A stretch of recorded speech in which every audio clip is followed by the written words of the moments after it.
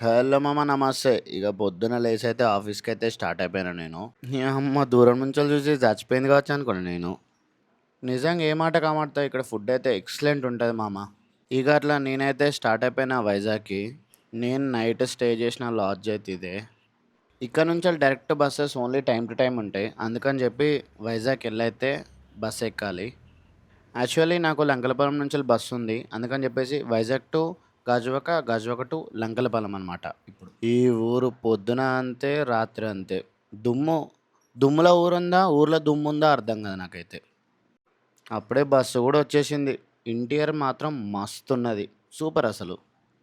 Lankelapalem batch దూరంలో మందు bottle దొరికితే మొత్తం తీసుకొచ్చి బయటికి చెకింగ్ చేసి అట్లా ఎవరో ఫుల్ డ్రింక్ చేసి వచ్చిళ్ళంట.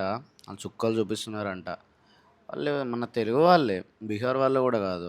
ఇగో ఈ పర్సనే ఫుల్ డ్రింక్ చేసి వచ్చిండట.